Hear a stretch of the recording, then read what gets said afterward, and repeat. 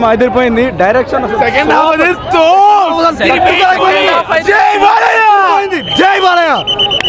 Second half అయితే extraordinary. నిజం చెప్పాలంటే బాలయ్య బాబు గారి యాక్షన్ సీన్స్ కానీ లేకపోతే Boyapati direction, second half music, BGM అంతా అసలు పీక్స్ ఎక్కిపోయింది భయ్య. పీక్స్ మూవీ అయితే పీక్స్.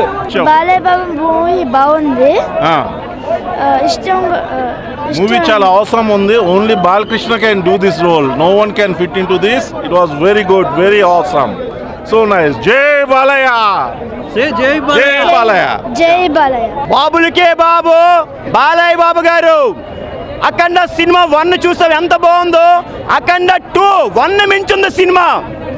బాలయ్య బాబు గారు పుట్టింది బోయపాటి గారి గురించే, బోయపాటి గారు పుట్టింది బాలయ్య బాబు గురించి. అప్పుడు చూసాం సమరసింహారెడ్డి, నరసింహనాయుడు సినిమాలు ఎంత పెద్ద ఇట్టయ్యా బి గోపాల్ గారు తీశారు. కానీ ఆయన అయిపోయిన తర్వాత ఇంకా బాలయ్య గారి పని అయిపోయిందని టైంలో మళ్ళీ నేనున్నాను బాలయ్య అంటూ బోయపాటి గారు ముందుకొచ్చి ఆయనకి ఇష్టమైన దేవుడు లక్ష్మీనరసింహ స్వామి ఆయన పేరు పెట్టుకుని తీసిన ప్రతి సినిమా బ్లాక్ బస్టరే.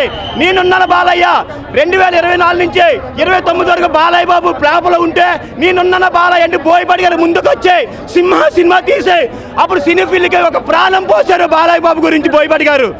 అలాంటి బోయపాటి గారు బాలకృష్ణ గారిని ఎంత అందంగా చూపించారు. అఖండ 2లో అయితే బుర్ర పాడైపోయింది బ్రో. ఒకే ఒక డైలాగ్ చెప్తారు ఈ సినిమాలో, సౌండ్ కంట్రోల్లో పెట్టుకో నా కొడక, ఏ సౌండ్కి నవ్వుతారో ఏ సౌండ్కి నడుగుతారో నాకే తెలియదు అంటాడు. ఆ డైలాగ్ చూస్తే బుర్ర పాడైపోతుంది థియేటర్లో భయ్య. సౌండ్ తగ్గించారు భయ్య. అసలు బాలయ్య బాబుకి ఏమి తెలియదు, చిన్నపిల్లల మనస్తత్వం బాలయ్య బాబుది. అలాంటిదే అఖండ 2 బాలయ్య బాబు సినిమా ఆపారు. ఎందుకు ఆపారు ఎప్పుడు కూడా మాకు తెలియదు. చాలా టీములు దిగా ఆపడానికి గెలిచేది లాస్ట్కి బాలయ్య బాబు టీమే గెలిచింది అంతే. అఖండ 2 ఎప్పుడు వచ్చినా బ్లాక్ బస్టరే. ఇప్పుడు కూడా సినిమా బ్లాక్ బస్టర్ బొమ్మ అంతే. డిసెంబర్ 12 చాలా అద్భుతమైన దినంగా భావించబడింది. ఎందుకంటే బాలయ్య గారి సినిమా చిత్రము అఖండ 2 తాండవము మహా అద్భుతంగా ఉంది.